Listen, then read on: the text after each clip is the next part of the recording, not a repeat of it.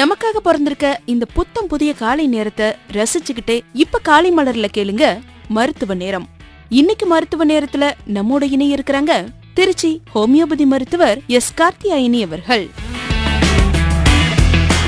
வணக்கம் டாக்டர். சர்க்கரை நோய் நமக்கு வரக்கூடாதுன்னா என்ன செய்யணும் டாக்டர்? சர்க்கரை வியாதி அந்த தொந்தரவு மட்டும் உடம்புல வந்துருச்சுன்னா அதை நம்ம அன்கன்ட்ரோலபிளா வச்சிருந்தோம் அப்படின்னா உடம்புல இருக்க எல்லா பாகத்துக்குமே தொந்தரவுகளை வர வைக்கிறதுல முக்கிய பங்கு இந்த டயபெட்டிஸ்க்கு இருக்கு. ஸோ அது வராமல் நம்ம என்னெல்லாம் பண்ணலாம் அப்படின்னா 7:00 7:30 நைட்டு சாப்பாடை நம்ம ஃபுல்லாக முடிச்சிடணும்.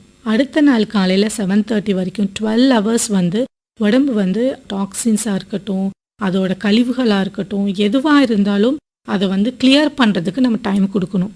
எனக்கு 11 மணிக்கு பசிக்கும், நான் போய் பிஸ்கட் எடுத்து சாப்பிடுவேன் அப்படின்னு ஒரு 2 நாள் 3 நாள் அந்த மாதிரி அன்கம்ஃபர்டபுளாக இருக்கும். ஏன்னா நம்ம கம்ஃபர்டான ஒரு விஷயத்தில் இருந்திருக்கோம்.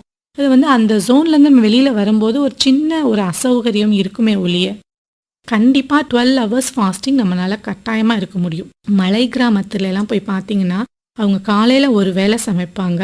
காலையில் சமைச்சிட்டு ஒரு 11:00 அதை சாப்பிட்டுட்டு திரும்ப 6:00 ஒரு நாளைக்கு 2 hours தான் சாப்பிட்றாங்க. மற்ற நாள் ஃபுல்லாக நம்மள மாதிரி செடன்ட்ரி லைஃப் ஹேபிட் கிடையாது. அவங்களுக்கு ஃபுல்லாகவே உடல் உழைப்பு. அவங்களுக்கு அங்கே உழைச்சா மட்டும்தான் அன்னைக்கு கூலி கிடைக்கும். அதை வச்சு தான் அடுத்த நாள் சமையலுக்கான ஜாமானே வாங்க முடியும். ஸோ 2 வேளை மட்டும் சாப்பிட்டுட்டு அவங்க 6 மணிக்கு மேலே சாப்பிட்டு முடிச்சுட்டாங்கன்னா அதுக்கப்புறம் நைட்டு தூங்க போயிட்டு அதுக்கப்புறம் அடுத்த நாள் காலையில் தான் அடுத்த சாப்பாடு. ஸோ அந்த மாதிரி ஒரு ரொட்டீனான ஒரு லைஃப் ஸ்டைல் அவங்க ஃபாலோ பண்ணுறாங்க. அவங்களுக்கு சக்கரை வியாதி அந்த மாதிரி வரதெல்லாம் ரொம்ப கம்மியாக இருக்குது. லைஃப் ஸ்டைலவே நான் மாற்ற மாட்டேன், ஆனால் வெறும் மெடிசனில் சரியாகணும் அப்படின்றது நினைக்கிறது முற்றிலும் தவறு. நல்லா தூங்குங்க. 7 to 8 hours எவ்வளோ தூரம் உங்களுக்கு தூக்கம் தேவைப்படுதோ அந்த மாதிரி தூங்குங்க. நைட்டு ஏர்லி டின்னரு, அப்புறம் எண்ணெய் அதிகமாக யூஸ் பண்ணுறத தவிர்த்துக்கலாம். எதுவாக இருந்தாலும் வேக வச்சு சாப்பிடலாம். எண்ணெய் பயன்பாடு ஒரு 4 பேர் இருக்க வீட்டில் 2 லிட்டர் போதும் ஒரு மாதத்துக்கு. எண்ணெய் அதிகமாக ஊற்றி சமைச்சாதான் நல்லாயிருக்கும் அப்படின்ற கான்செப்ட்லேருந்து வெளியில் வந்துடணும். நம்ம காய்கறிகளை ரொம்ப அதிகமாக வேக வச்சிட்டோன்னா அதில் இருக்கக்கூடிய முக்கியமான சத்துக்கள் எல்லாமே ஆவியாகி போயிடும். அதனால கொஞ்சம் க்ரன்ச்சியாக இருக்கிற மாதிரி சாப்பிடுங்க. இப்போ டயபெட்டிஸ் இருக்குது அப்படின்னா டெஸ்ட் எடுக்க போகும்போது ஒரு 5-6 நாளைக்கு எதுவுமே சாப்பிடாம அந்த லெவல் கம்மியாக இருக்கணும், டாக்டர் இல்லை சத்தம் போடுவார் அப்படின்னு சொல்லிட்டு டாக்டரை ஏமாத்துறேன்ற பேர் வழியில் நம்மளை ஏமாற்றிக்க கூடாது.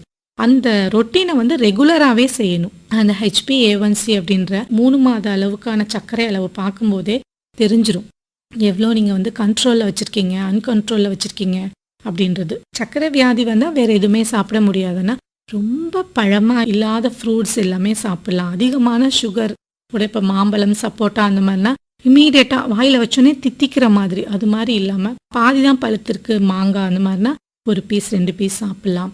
கொய்யாப்பழம் ரொம்ப பழுக்க விடாமல் கொய்யா காயாக சாப்பிடலாம்.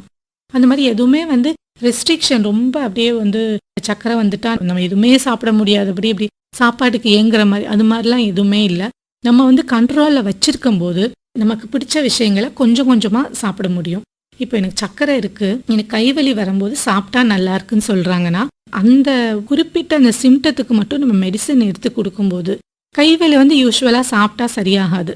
ஆனால் எனக்கு சக்கரை வந்ததுலேருந்து இந்த மாதிரி இருக்குன்னு சொல்லும்போது குறிப்பிட்ட மெடிசன் நம்ம கொடுக்குறோம் அப்படின்னா அந்த கைவலியோடு சேர்த்து சர்க்கரையோட அளவுமே கண்ட்ரோலுக்கு வந்துடும்.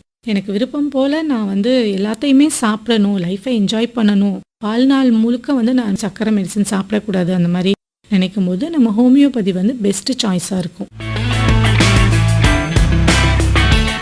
மகளிருக்கான ஆலோசனைகளோட நாளை மருத்துவ நேரத்துல இணைய இருக்கிறாங்க திருச்சி ஹோமியோபதி மருத்துவர் எஸ் கார்த்தியாயினி அவர்கள்.